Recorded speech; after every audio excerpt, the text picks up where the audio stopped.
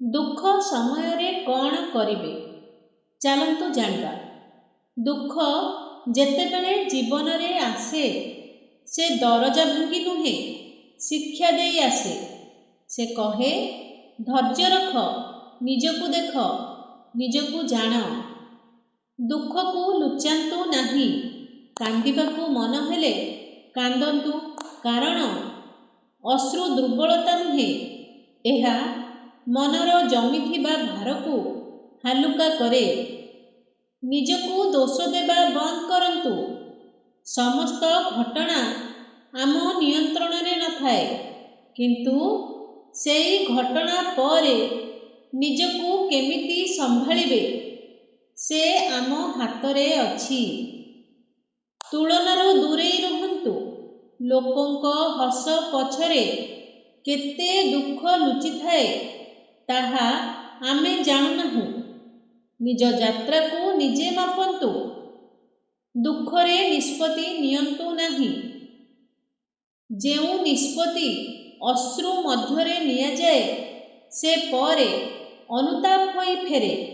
ସମୟକୁ ଅପେକ୍ଷା କରନ୍ତୁ, ସବୁ ସ୍ପଷ୍ଟ ହୋଇଯିବ।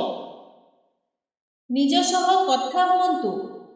ଆପଣ ଯେପରି ଭାବେ ଅନ୍ୟକୁ ସାନ୍ତ୍ୱନା ଦେଉଛନ୍ତି, ସେହିପରି ନିଜକୁ ମଧ୍ୟ କୁହନ୍ତୁ, ମୁଁ କରିପାରିବି, ଏହା ମଧ୍ୟ ଚାଲିଯିବ। ଆସ୍ଥାକୁ ଧରି ରଖନ୍ତୁ। ଭଗବାନ, କର୍ମ କିମ୍ବା ଜୀବନ, ଯାହା ଉପରେ ବିଶ୍ୱାସ ଅଛି, ସେହି ଆସ୍ଥା ଦୁଃଖ ସମୟରେ ଆଶ୍ରୟ ହୁଏ। ମନେ ରଖନ୍ତୁ, ବର୍ଷା କମିଲା ପରେ ହିଁ ଆକାଶ ସ୍ପଷ୍ଟ ଦିଶେ। ଦୁଃଖ ପରେ ହିଁ ମନୁଷ୍ୟର ରଙ୍ଗ ସ୍ପଷ୍ଟ ହୁଏ।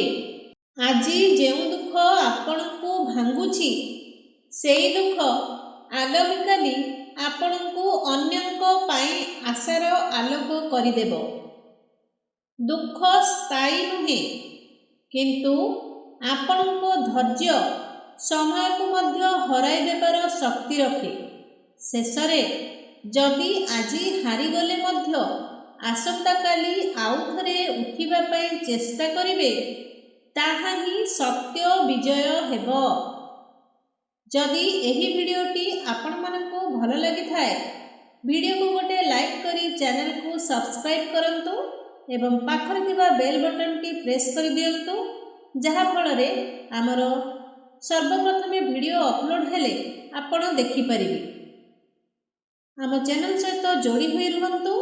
ସେ ପର୍ଯ୍ୟନ୍ତ ବିଦାୟ ଦିଅନ୍ତୁ। ଜୟ ଜଗନ୍ନାଥ। ଧନ୍ୟବାଦ।